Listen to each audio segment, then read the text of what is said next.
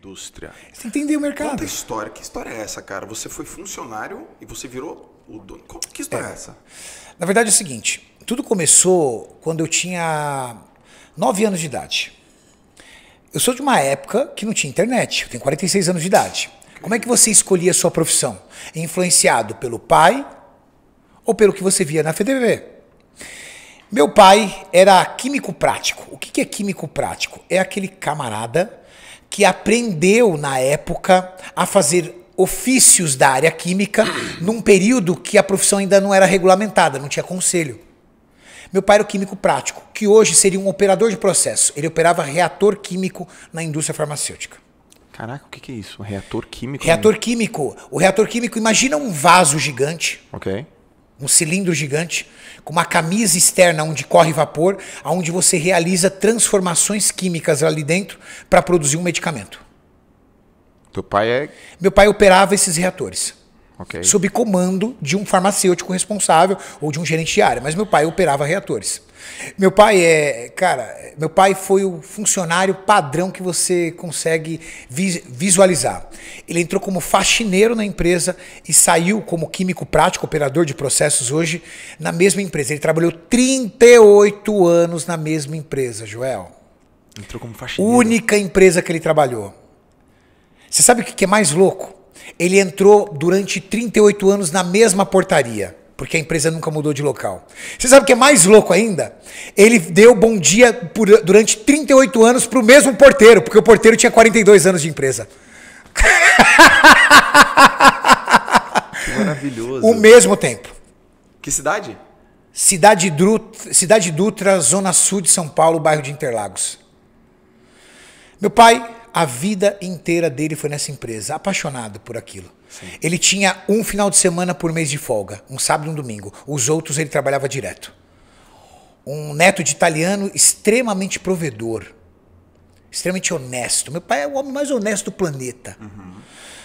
Mas totalmente limitado. Meu pai nunca teve um carro. Nunca teve um carro. Porque não quis.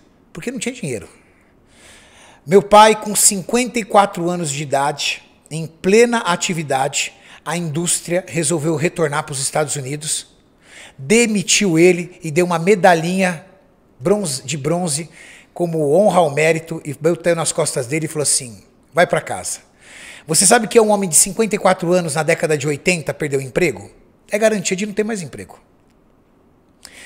Meu pai ficou extremamente deprimido. Cara, 38 anos... Sim. Com um final de semana de folga por mês. Meu pai tirava 15 dias de férias no ano. Obrigatório, porque senão ele não tirava. Sim. Meu pai teve um AVC e um ataque cardíaco. Caído na cama. Minha mãe, dona de casa, sempre dona de casa. Minha mãe teve uma crise nervosa por conta do que aconteceu com meu pai. Teve parte do corpo dela paralisado por uma crise nervosa. Minha mãe começou a fazer faxina na casa de família e ela tinha que disfarçar que ela puxava uma perna, porque senão a dona da casa mandava embora. E aí eu vi meu pai de um lado inválido, minha mãe do outro. Só que antes disso, aos 9 anos de idade, isso aconteceu quando eu tinha 12. Aos 9 anos de idade, meu pai me levou uma vez para conhecer a fábrica. Eles abriram um final de semana para os pais levarem os seus filhos. Eu olhei, vi aquele monte de comprimido correndo aquelas drageadoras, aqueles reatores. Falei, é isso que eu quero ser. Quero ser químico. Então eu escolhi minha profissão de química com 9 anos de idade. Caraca, que história. Com 9 anos de idade. Você tem irmão? Eu tenho uma irmã mais velha e um irmão mais novo. E aí, com 12 anos de idade, eu vi meu tio entrando na minha casa, entregando cesta básica para nossa família para sobreviver. Porque quando meu pai perdeu o emprego, ele perdeu no plano Sarney, que indexou todas as aposentadorias em um salário mínimo. Mas o salário mínimo daquela época era o equivalente a uns R$700 hoje. Era muito baixo. E, após o plano Sarney, veio o plano Collor, ao qual ele congelou todas as aplicações. E aí, o dinheiro da rescisão do meu pai, que era tudo que ele tinha, o Collor travou. Então meu pai não tinha nem dinheiro guardado e não tinha uma aposentadoria capaz de sustentar a família. O que aconteceu? Ele virou uma pessoa inválida na cama, minha mãe foi trabalhar em faxina e os meus tios, meus parentes, entregando cesta básica pra gente ajudar, para nos ajudar. Esse foi o panorama que eu cresci aos 12 anos de idade. Com 11 para 12 anos de idade, eu fui para a rua. Minha mãe, graças a Deus, conseguiu um trabalho para mim entregar panfleto no Farol, da inauguração de um shopping. E aí, cara, desculpa, eu era o melhor entregador de panfleto do Farol. Porque eu era o único que entregava todos os panfletos. O resto da molecada jogava no bueiro. E eu entregava com uma excelência aquilo, por quê? Porque eu não podia perder aquele trabalho. Porque se eu perdesse aquele trabalho, eu sabia que eu ia ver minha mãe de joelho, no rádio, na oração do meio-dia do Paulo Barbosa, chorando para as coisas melhorarem. E eu não queria ver minha mãe chorando.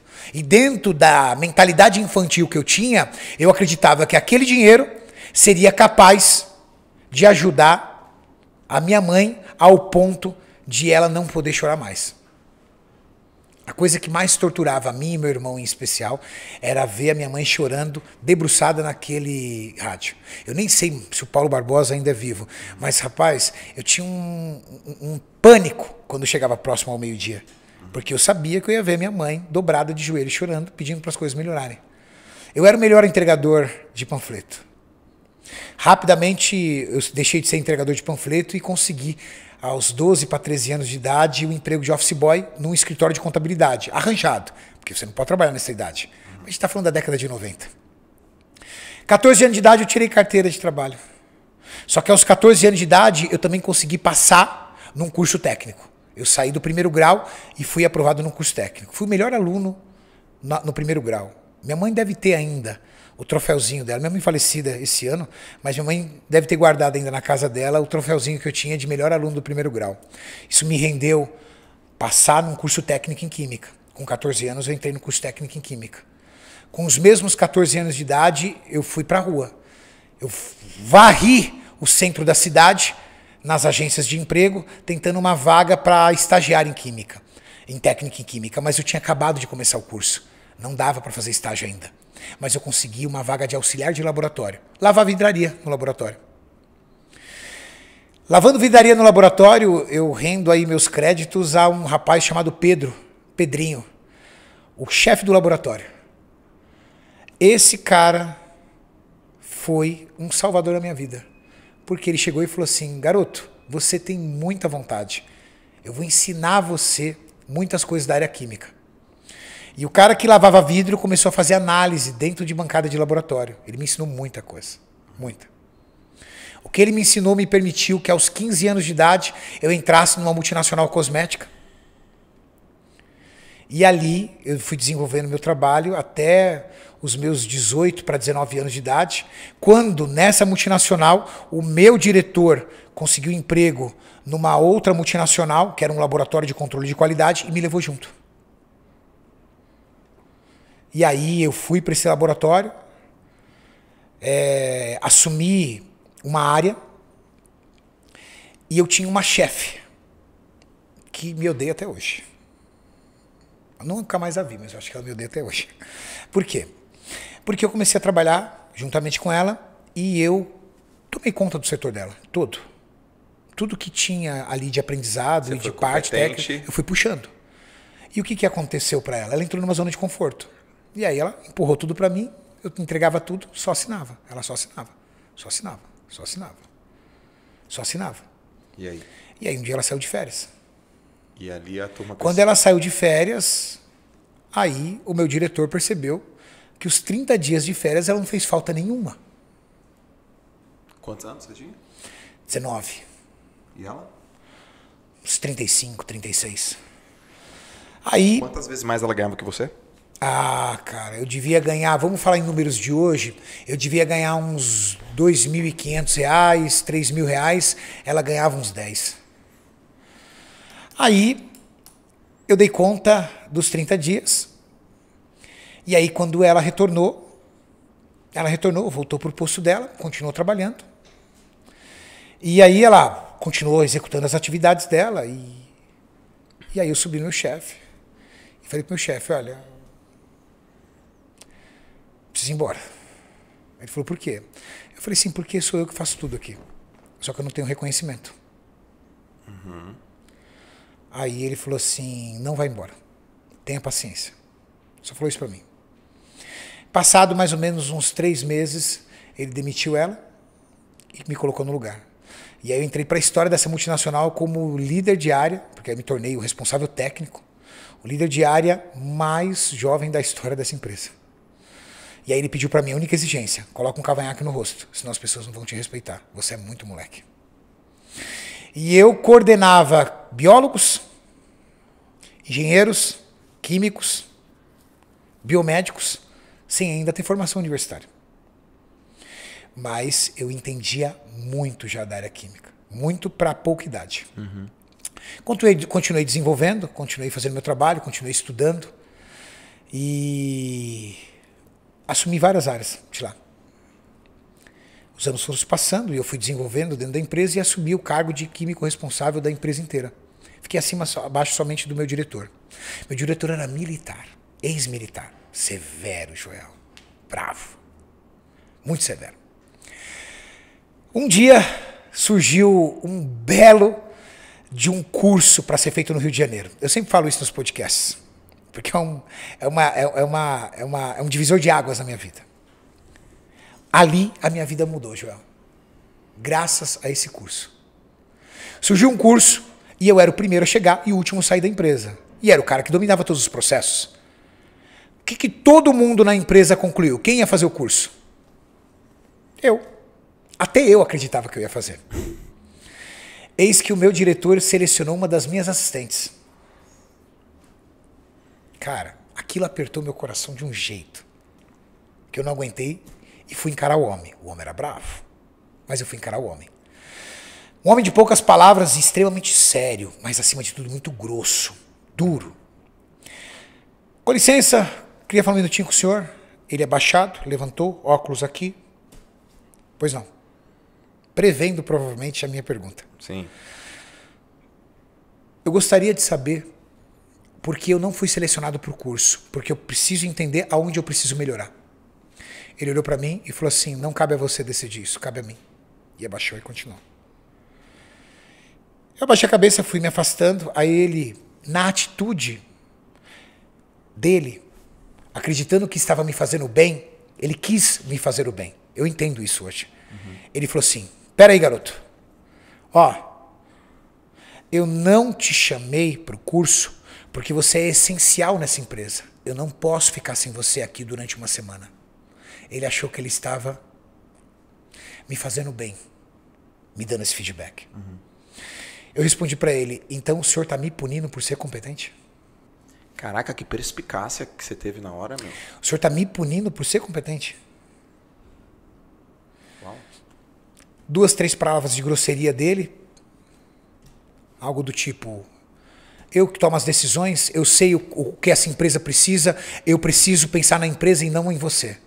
Eu desci, Joel, e eu chorei feito uma criança dentro do banheiro. Sabe por quê? Porque eu tinha um filho de 9 meses de idade, eu tinha 22 anos de idade para 23 anos. Eu era um moleque, todo ferrado financeiramente, devendo tudo, parcelado tudo, devendo faculdade, sem carro para andar. E eu olhei e falei assim, eu tô ferrado aqui. Porque eu nunca vou ser ninguém aqui. Eu subi na sala, cheguei nele e falei assim, olha, o senhor procura outra pessoa pro meu lugar que eu tô indo embora. Você tem certeza, garoto, do que você tá fazendo? O senhor pode procurar outra pessoa que eu tô indo embora. Catei e fui embora. Cara, quando eu cheguei em casa, falei pra minha companheira na época, mãe do meu filho Guilherme, que eu fiz. Cara, ela gritava e chorava comigo. Eu não acredito que você fez isso com a gente. E eu tentando desesperadamente explicar para ela, falou assim, olha, eu não consigo trabalhar mais lá nem um dia. Ela falou assim, eu não acredito. Foi uma das piores noites que eu passei na minha vida até hoje. E eu sei porque foi uma das piores, porque eu me lembro como se fosse hoje. Eu passei a noite em claro, com um misto de medo, de tudo o que ia acontecer, com tristeza, de como eu entreguei a minha vida tanto tempo naquela empresa e me senti depois um merda em cima disso. Eu chegava na empresa 15 para 7 da manhã, o turno começava às 8, terminava às 5, eu não saía de lá antes das 7. Nunca recebi R$1 de hora extra. Passado 2 dias, meu diretor me liga. Vem aqui. Tava um pandemônio no laboratório, porque eu tinha dominado todos os processos. Ali eu descobri que a palavra ninguém é insubstituível é uma palavra feita pro cara que foi demitido. O cara que foi mandado embora, ele chega em casa e fala, amor, não adianta, ninguém é insubstituível. O cara tava desesperado, só que ele não queria me dizer. Porque dentro de toda a altivez e a arrogância dele, ele não podia transparecer isso. Mas ele me fez uma proposta. Ele me disse, fica aqui, treina alguém para o seu lugar e eu pago suas verbas rescisórias. Eu tinha pedido demissão, eu teria direito só a férias 13º. Ele me mandando embora, eu teria aviso prévio, eu teria fundo de garantia, eu tinha 25% sobre o fundo de garantia, que é a multa. Eu falei, tudo bem. 30 dias eu falei para ele. Passou 20 dias, ele não tinha arrumado ninguém. Eu subi na sala e falei, o senhor arruma alguém. Daqui 30 dias eu vou embora. Daqui 10 dias eu vou embora. Enfim, ele arrumou alguém, treinei, peguei minhas coisas e fui embora. R$4.500 de rescisão. R$4.500 que eu empurrei tudo numa loja de suplemento. Mas essa loja de suplemento me fez sócio de uma indústria farmacêutica 10 anos depois. Se ele tivesse me escolhido para aquele curso, talvez eu não estivesse sentado aqui do seu lado. Talvez eu estaria no lugar dele hoje, como executivo dessa empresa. Talvez eu não teria construído tudo que eu construí e estava ali, guardando um dinheiro para a minha aposentadoria. Joel, eu descobri com a vida que não são grandes decisões que mudam o teu curso, são pequenas decisões e situações. Cara, era só um curso. Eu não acordei um dia e falei assim, nossa, vou montar uma primeira loja de suplemento. Não, eu montei na situação, na necessidade. Quem mudou minha vida, alguém, quando uma vez me perguntaram isso, Renato, qual foi a grande virada da sua vida? Eu falei assim, quando me negaram um curso idiota de 1 semana que eu poderia pagar do meu bolso numas férias.